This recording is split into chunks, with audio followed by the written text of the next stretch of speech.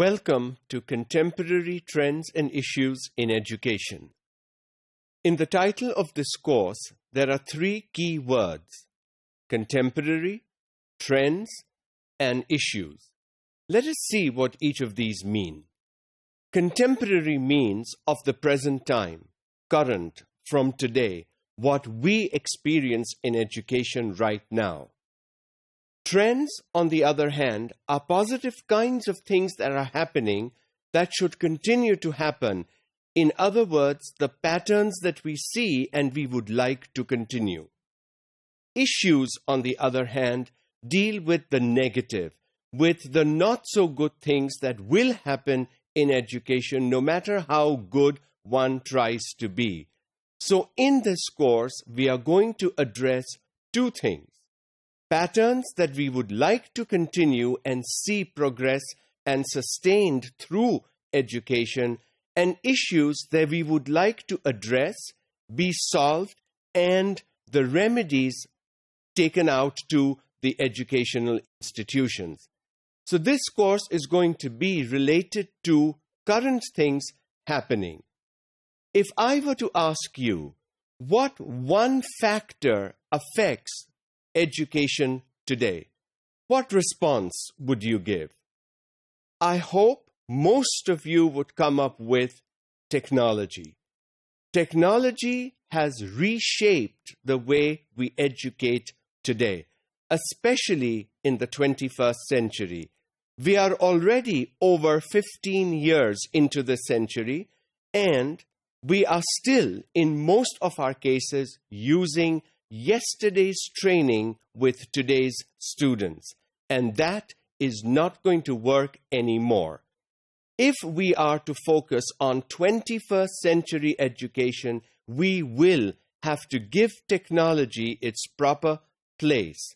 Now, understood that technology is good and not so good also, and so we will be looking at both those aspects to see what trends in technology we would like to continue and what issues in technology we would like to talk about.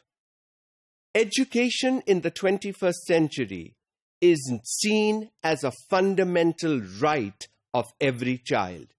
Every child that comes into this world is guaranteed, or should be guaranteed, a basic education.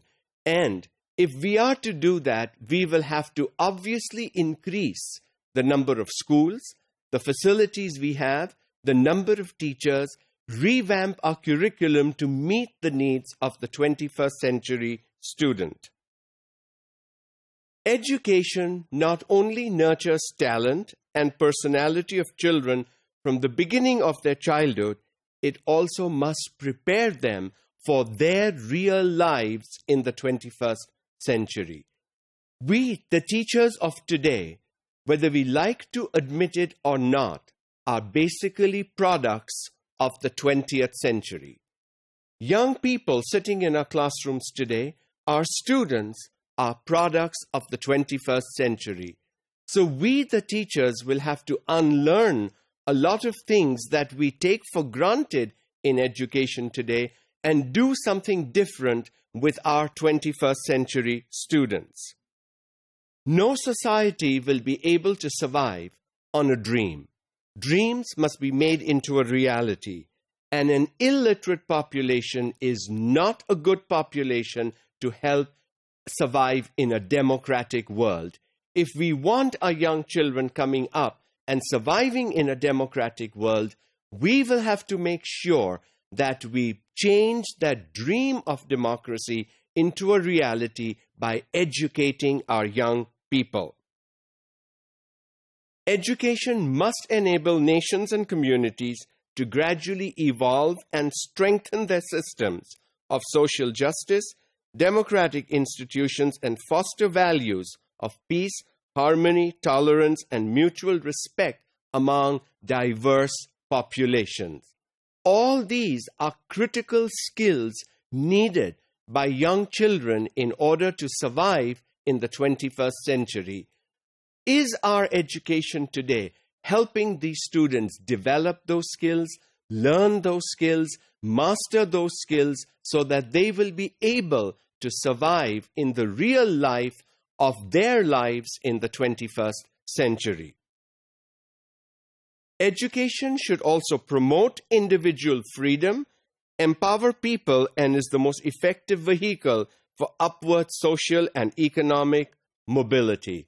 If we want children to uplift themselves, if we want family lives of young people to be different from that of their parents, they will need to receive a good, solid education that will help them to be fruitful when they begin to stand on their own feet in the real world of their real lives.